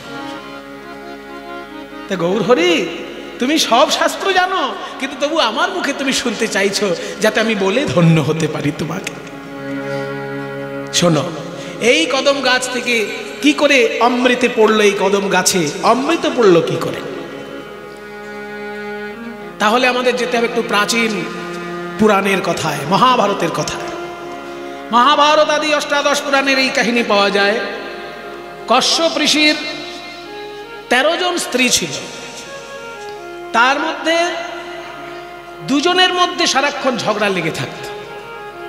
13 জন স্ত্রী হচ্ছে দক্ষ রাজার মেয়ে, আর এই দক্ষ রাজার মেয়ে 13 জনকেই বিবাহ করেছিলেন, মানে অনেক মেয়ে ছিল, তার মধ্যে 13 জনকে বিবাহ করেছিলেন কশ্যপ ঋষি। এই কশ্যপ ঋষি 13 জন স্ত্রীর মধ্যে 2 জনের সারাক্ষণ ঝগড়া লেগে থাকত। একজনের নাম হচ্ছে কদ্রু, একজনের নাম হচ্ছে বিনতা। কদ্রু হচ্ছে সাপেদের মা, আর বিনতা হচ্ছে পক্ষী জাতির মা। সাপেদের মা কদ্রু সারাক্ষণ দিদির সঙ্গে ঝগড়া করে, তখনও বিনতার কোনো সন্তানাদি হয়নি, সেই জন্য বাজা বাজা বাজা বলে অপমান করে ঝগড়া করে। তো একদিনকে একটা সামান্য বিষয় নিয়ে ঝগড়া বেঁধে গেল, ইন্দ্রের ঘোড়ার লেজটা কালো না সাদা, এই নিয়ে ঝগড়া বেঁধে গেল। বিনতা জানতো ইন্দ্রের ঘোড়ার লেজ সাদা, ইন্দ্রের ঘোড়াও সাদা, ঘোড়ার লেজও সাদা, কিন্তু কদ্রু ঝগড়া করে বসলো, না ইন্দ্রের ঘোড়ার লেজ কালো। বিনতা বলছে, ওরে বোন ঝগড়া করিস না, আমি জানি ইন্দ্রের ঘোড়াও সাদা, ঘোড়ার লেজও সাদা। বলে না না না না, আমি যখন বলেছি ইন্দ্রের ঘোড়ার লেজ কালো, তো কালোই হবে। বলে তাহলে কালকে সকালে গিয়ে দেখা যাক। ঠিক আছে, দেখা যাক। শোন দিদি, ইন্দ্রের ঘোড়ার লেজ যদি সাদা হয় তাহলে আমি তোর দাসী হব, আর ইন্দ্রের ঘোড়ার লেজ যদি কালো হয়, দিদি হয়েও তুই কিন্তু আমার দাসী হবি। রাজি? বিনতা বলে, হ্যাঁ রাজি, আমি জানি তো ইন্দ্রের ঘোড়ার লেজ সাদা, আমি তো দাসী হব, চল সকালে গিয়ে দেখি। রাতের বেলায় কদ্রু তলে তলে খবর নিল, ইন্দ্রের ঘোড়ার লেজটা কি সত্যিই সাদা না কালো। একজন এসে খবর দিয়ে বলল, আপনি ভুল করে তর্ক করছেন, ইন্দ্রের ঘোড়ার লেজ তো সাদা। সাদা? তাহলে সারা জীবন দিদির দাসী হয়ে থাকতে হবে, দিদির পায়ে তেল মাখাতে হবে, দিদির বিছানা ছেড়ে দিতে হবে, দিদির কাপড় কেচে দিতে হবে, ওসব আমার দ্বারা হবে না। আয় তো আমার ছেলেরা, মানে সাপ, কদ্রুর সন্তান তো সাপ, আমার ফর্সা ছেলেগুলো আসিস না, কালো ছেলেগুলো আয়। সাপ তো সাদাও আছে, কালো আছে, নানা রঙের সাপ আছে। আমার ফর্সা ছেলেগুলো আসিস না, কালো ছেলেগুলো আয়। তখন কালো সাপগুলো ধীরে ধীরে আসছে। বলো মা, তোরা যা, দূর থেকে আমরা দেখবো ইন্দ্রের ঘোড়া, তোরা রাতারাতি চলে যা, ইন্দ্রের ঘোড়ার লেজটাকে পেঁচিয়ে থাকবে, ইন্দ্রের ঘোড়ার লেজটাকে কালো কালো সাপ লাগিয়ে পেঁচিয়ে থাক, যাতে সকালবেলা দেখে মনে হয় ইন্দ্রের ঘোড়ার লেজটা কালো। এবার বাধ্য ছেলে, কালো কালো কালো কালো ছেলেরা, সাপেরা, তারা গিয়ে ইন্দ্রের ঘোড়ার লেজটাকে জড়িয়ে রাখলো। সকালবেলায় যখন বিনতা আর কদ্রু দেখতে গিয়েছে, অমনি কদ্রু হাসি মুখে বলছে, ওই দেখো দিদি, আমি যখন বলেছি ইন্দ্রের ঘোড়ার লেজ কালো, কালোই হবে, ওই দেখো কালো লেজ। বিনতা বলছে, আমি সারা জীবন দেখে এলাম সাদা, হঠাৎ কালো হয়ে গেল কি করে? কি হবে? কালকে কলপ করেছে বোধহয়। তোমার কালো নিয়ে কথা, কালো কি করে হলো অত তোমার জানার কি দরকার? আমি বলেছি কালো, ইন্দ্রের ঘোড়ার লেজ কালো হয়েছে, ওই দেখো কালো,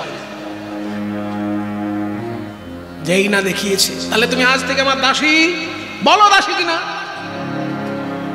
শর্ত অনুযায়ী তো তাই হবে বোন, কিন্তু দিদি হয়ে আমি তোর পায়ে তেল মাখাবো, তোর ভালো লাগবে? ওসব বুঝি না, দাসী যখন হয়েছ দাসীর কাজ করবে। কতদিন এই দাসী বৃত্তি আমার থাকবে? আগে থেকেই কতদিন দাসী বৃত্তি থাকবে? শুনে নাও, তোমার এই দাসী বৃত্তি ততদিন থাকবে, তুমি তো বাঁচা, তোমার কোনো ছেলে পিলে নেই। যেদিনকে তোমার পেটে ছেলে হবে, ওই ছেলে স্বর্গে গিয়ে আমার ছেলেদের জন্য অমৃত এনে দেবে, সেদিনকে তুমি দাসী বৃত্তি থেকে মুক্তি লাভ করবে। তোমার আগে ছেলে হোক, ততদিন পর্যন্ত দাসী হোক। নিঃসন্তান বিনতা সেদিন থেকে শুরু করলো কঠোর তপস্যা। সারাদিন কদ্রুর সেবা করে, কদ্রু ঘুমিয়ে পড়লেই বিষ্ণুর ধ্যান করে, বিষ্ণুর ধ্যান করে সারা রাত, আর সারাদিন সেবা করে কদ্রুর। নারায়ণ নম নারায়ণ, নারায়ণ নম নারায়ণ, নারায়ণ নম নারায়ণ, নারায়ণ নম নারায়ণ, নারায়ণ নম নারায়ণ, নারায়ণ নম নারায়ণ, নারায়ণ নম নারায়ণ, শঙ্খ চক্র গদা কেয়ুরবাণ, শঙ্খ চক্র গদা কেয়ুরবাণ, নারায়ণ নম নারায়ণ, নম নারায়ণ নম নারায়ণ, নারায়ণ নম নারায়ণ, নারায়ণ নম নারায়ণ, নারায়ণ নম নারায়ণ, নমো ব্রহ্মদেবায়, নারায়ণ, নারায়ণ নম নারায়ণ, ব্রহ্মণহিতায় চ নম জগদ্ধিতায় কৃষ্ণায় নম গোবিন্দায় নমঃ। নারায়ণ নম নারায়ণ, নারায়ণ নম নারায়ণ। 10,000 বছর ধরে তপস্যা করলেন, 10,000 বছর, সারাটা দিন কদ্রুর দাসী বৃত্তি, আর সারাটা রাত বিষ্ণুর ধ্যান। মায়েরা, মহাপুরুষ পেটে ধরা অত সহজ নয়। কঠোর তপস্যা না করলে মহাপুরুষ গর্ভে আসে না। স্বামী বিবেকানন্দ বলেছিলেন যে আর একটা বিবেকানন্দকেও এনে দেখাক দেখি। আমার মা শিব ঠাকুরের কাছে মাথা ঠুকে ঠুকে আমায় পেয়েছে। বেনারসে অনেক শিব মন্দির আছে, তার মধ্যে একটা শিব মন্দিরের নাম বীরেশ্বর মহাদেব, গঙ্গার ধারে। সেই বীরেশ্বর মন্দিরে স্বামী বিবেকানন্দের মা মাথা ঠুকে ঠুকে বিবেকানন্দকে পেয়েছে।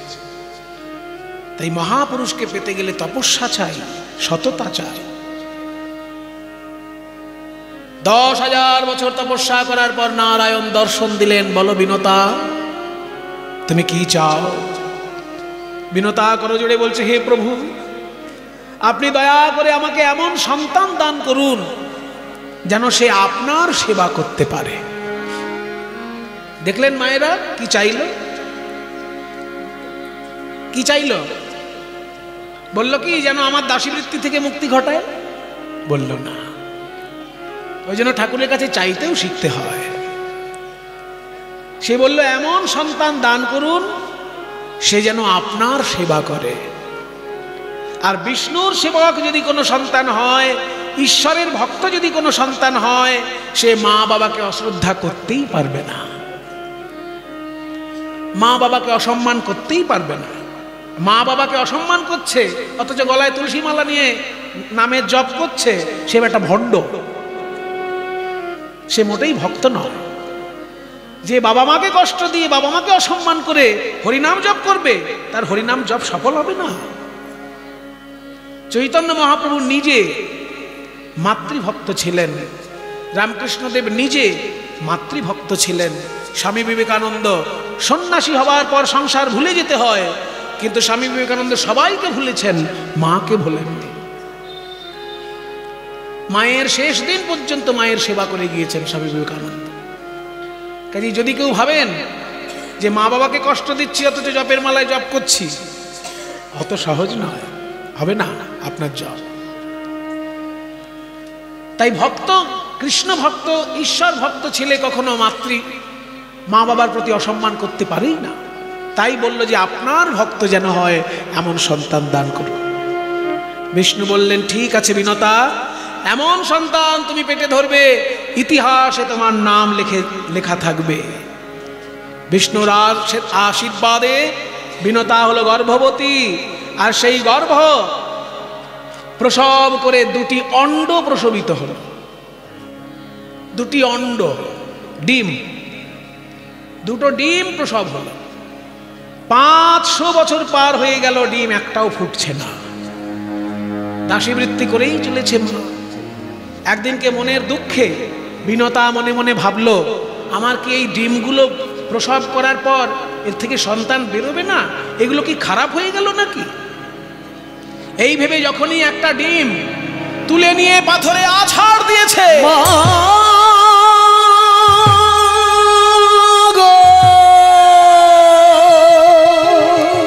অমনি তার ভিতর থেকে বিকলাঙ্গ একটি শিশু বেরিয়ে এলো। অর্ধেকটা মানুষ, অর্ধেকটা পাখি, কিন্তু পূর্ণ এখনো বাইরে আসার মতো তার শরীরটা হয়নি। অর্ধেক সম্পূর্ণ শরীর নিয়ে একটি ছেলে বিকলাঙ্গ হয়ে বেরিয়ে এলো। বলল, মা, তুমি অসময়ে আমার জন্ম ঘটিয়ে দিলে মা, পূর্ণ শক্তি নিয়ে আমি জন্মাতে পারলাম না, তাই আমি তোমার সেবা করতে পারলাম না বলে খুব খারাপ লাগছে। আমি উড়ে চলে যাচ্ছি, সূর্যের রথের আমি সারথি হয়ে থাকবো মা। আমি যেহেতু বিকলাঙ্গ, একটা জায়গায় বসে বসে আমায় সেবা করতে হবে, তাই আমি সূর্যের রথের সারথি হবার জন্য উড়ে চললাম। কিন্তু আর একটা যে ডিম আছে, ওই অণ্ড যেন তুমি চূর্ণ করো না, কারণ ওর ভিতরে আমার ভাই আসছে। আমার নাম হলো অরুণ, আমি সূর্যের সারথি হব, আর ওই দ্বিতীয় অণ্ড থেকে যে বেরিয়ে আসবে সে হবে আমার ভাই ভক্ত চূড়ামণি গরুড় মহারাজ। ওই গরুড় যখন জন্ম নেবে, তুমি কিন্তু তাকে যেন আগে থেকে কোনো কষ্ট দিও না, ও তোমার দাসীবৃত্তি থেকে মুক্তি ঘটাবে। 500 বছর পর আবার দ্বিতীয় অণ্ড বিদীর্ণ করে গরুড় মহারাজ বেরিয়ে এলেন। বেরোনোর সঙ্গে সঙ্গে এক ডানা ঝাপটা দিয়ে আকাশে উড়ে গেলেন। সূর্যকে ঘিরে ধরলেন, বলো সূর্য, আমায় অমৃত দেবে কিনা, বলো অমৃত কোথায়? সূর্য বলছে, শোনো গরুড়, অমৃতের সন্ধান আমার কাছে পাওয়া যাবে না, স্বর্গে চলে যাও, ইন্দ্রের দায়িত্বে থাকে অমৃত, অমৃত পেতে গেলে স্বর্গে যাও। গরুড় চলল স্বর্গের উদ্দেশ্যে। নারায়ণ নম নারায়ণ, নারায়ণ নম নারায়ণ, শঙ্খ চক্র গদা কেয়ুর বাণ, নারায়ণ নম নারায়ণ, শঙ্খ চক্র গদা কেয়ুর বাণ, নারায়ণ নম নারায়ণ, নম নারায়ণ নম নারায়ণ, নম নারায়ণ নম নারায়ণ, নম নারায়ণ, নম নারায়ণ। স্বর্গে গিয়ে গরুড় ইন্দ্রের সঙ্গে দেখা করে বলছে, দাদা ইন্দ্র, আমি হচ্ছি বিনতানন্দন গরুড়, কশ্যপ ঋষির পুত্র বিনতানন্দন গরুড় আমি। আমাকে তুমি অমৃত দাও, আমার মায়ের দাসীবৃত্তি মুক্তি ঘটানোর জন্য আমার অমৃত চাই। ইন্দ্র বলে, ওরে আমার কে রে, এসেই বলে অমৃত দাও।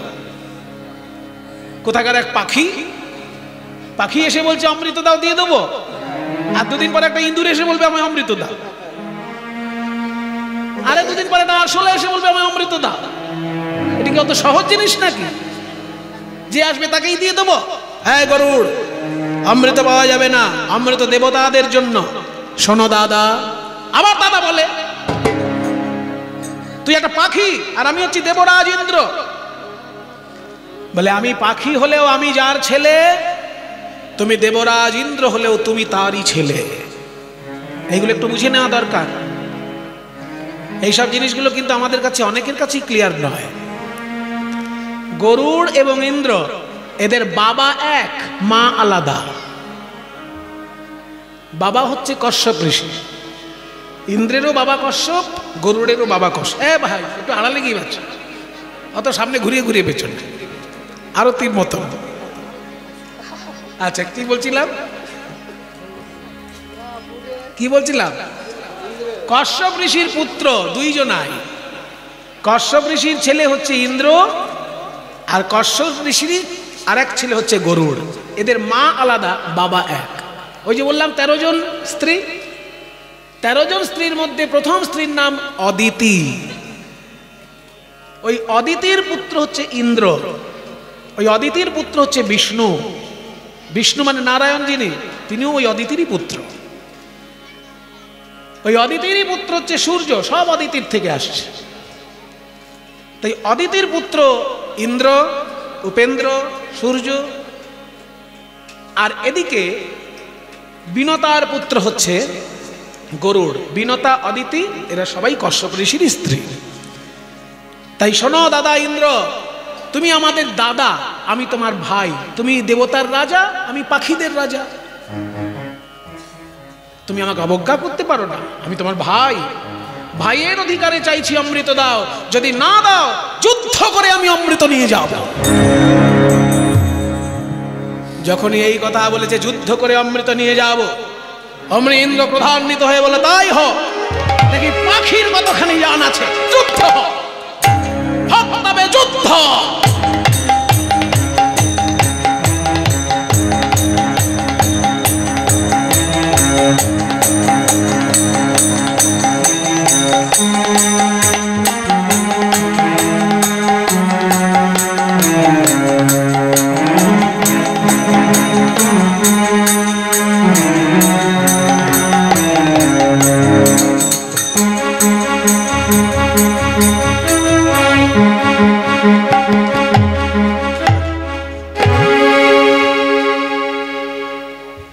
ছুড়ে দিল কি জানেন? অ্যাসিড না, ভালো রসিক শ্রোতা পেয়েছে বলে অ্যাসিড। অ্যাসিড না, দধিচি ঋষির হাড় দিয়ে তৈরি বজ্র। যখনই বজ্র ছুড়ে দিল, গরুড় কিন্তু জানে এই বজ্র সাধারণ কোনো অস্ত্র নয়, দধিচি ঋষির হাড় দিয়ে তৈরি, কথা বলে। সেই জন্য আমার সম্মান করা উচিত। কি সম্মান করলেন গরুড়? নিজের শরীর থেকে, ডানার পালক থেকে একখানা পালক খসিয়ে নিয়ে দধিচি মুনির নাম করে উৎসর্গ করলেন। যেই একখানা পালক খসিয়ে নিয়ে দধিচির নাম করে উৎসর্গ করেছে, অমনি ওই বজ্র এসে পালকটিকে আঘাত করে পালকটিকে পুড়িয়ে ছাই করে দিল। গরুড়ের কিচ্ছু হলো না, গরুর রক্ষা পেল দধিচি ঋষিকে সম্মান করে।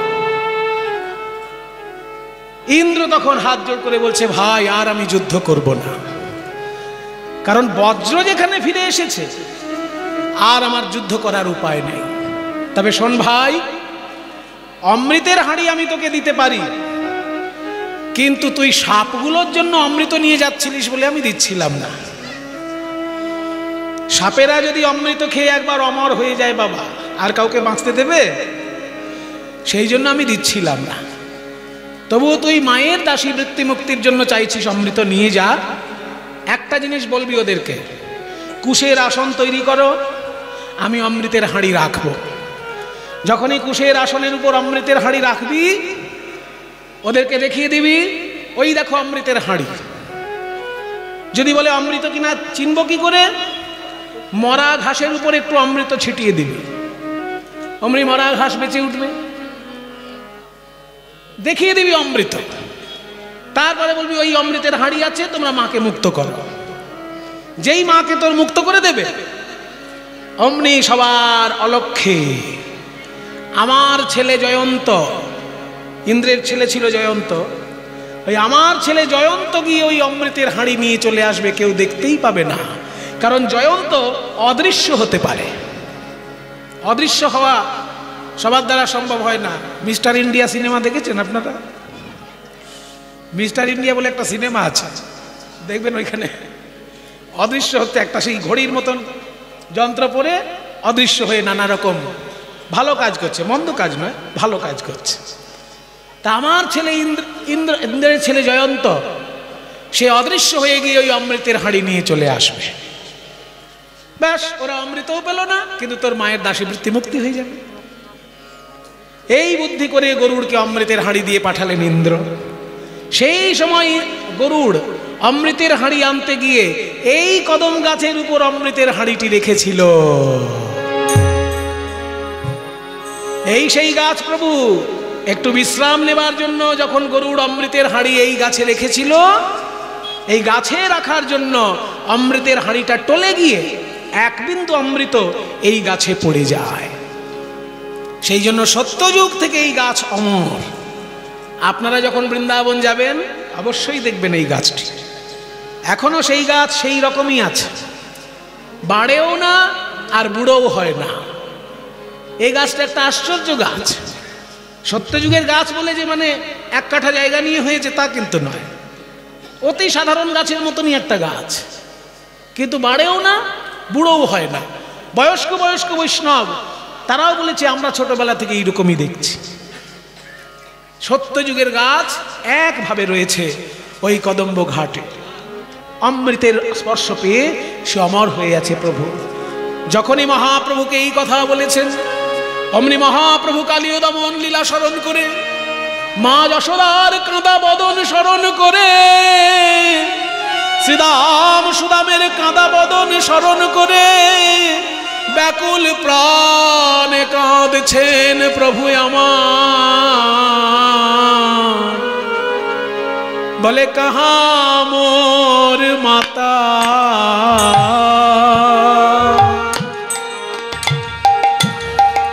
শ্রীদাম আদি সখা, কাহা মোর গোপী গো।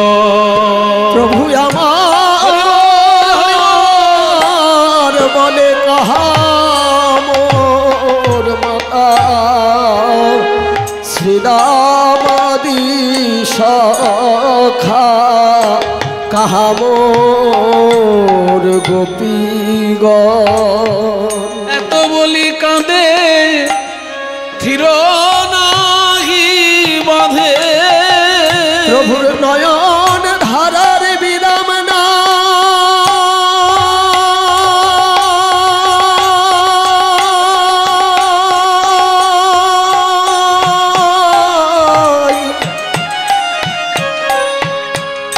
আজ পুরবের ভাব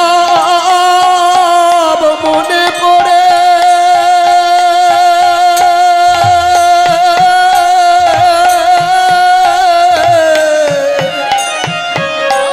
মহাভাব নিধি প্রভুরা এত হলি কানে ফির নাহি বাঁধে, মাধব আকুল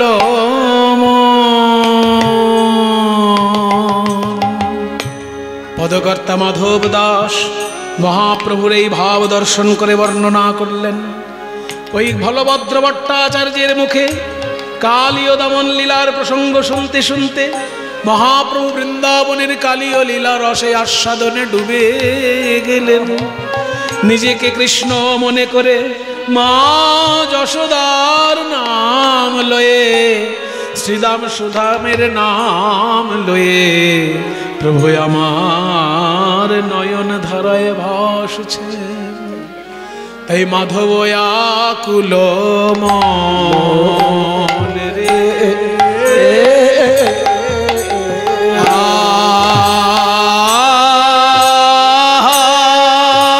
ও মরিয়া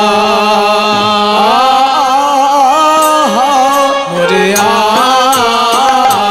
মরিয়া আকুল মন রে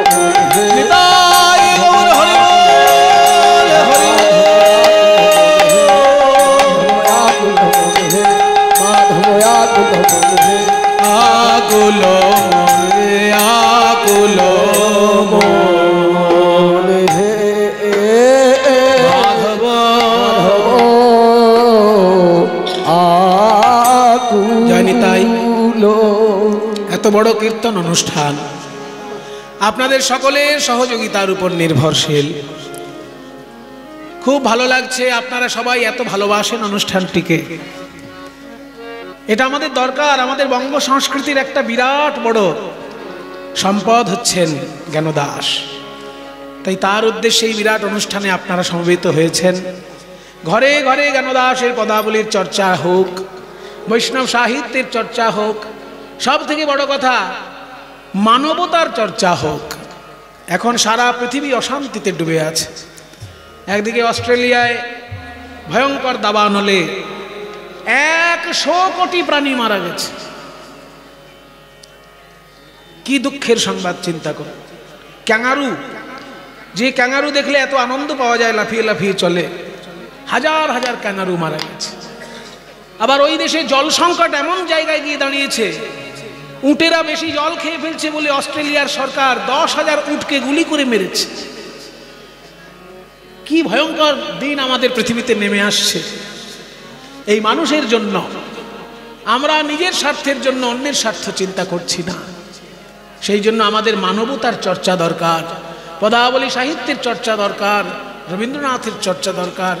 বাংলার ভারতবর্ষের যে মূল শিক্ষা মানবতার শিক্ষা, সেখান থেকে আমরা যেন ফিরে না আসি।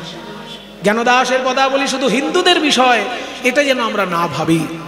বাংলা ভাষায় যে কথা বলবে, সে যে জাতের লোক হোক, যে সম্প্রদায়ের লোক হোক, সকলের হৃদয়ের মণিকোঠায় থাকবে জ্ঞানদাস। কারণ জ্ঞানদাস বাঙালির কবি, শুধু হিন্দুর নয়, শুধু ব্রাহ্মণের নয়, বাঙালির কবি। বাংলা ভাষায় যে কথা বলছো, বাংলা ভাষায় যে কিছু লিখছো, জানবে তারই মূল কবি হচ্ছে চণ্ডীদাস, জ্ঞানদাস। এদেরকে বাদ দিয়ে বাংলা ভাষা অসম্পূর্ণ, এটা যেন আমরা ভাবতে পারি। মানবতার চর্চা হোক। এত সুন্দরভাবে আপনারা সহযোগিতা করছেন এই অনুষ্ঠানে, খুব ভালো লাগছে। কীর্তন কমিটির ভক্তগণ আপনাদের কাছে যাবে, যে যেমন পারবেন সহযোগিতা করুন। ওই যে ভাই যাচ্ছেন থালা নিয়ে, এই থালায় যে যেমন পারবেন কীর্তনের জন্য, এই সংস্কৃতির জন্য আপনারা দান করুন।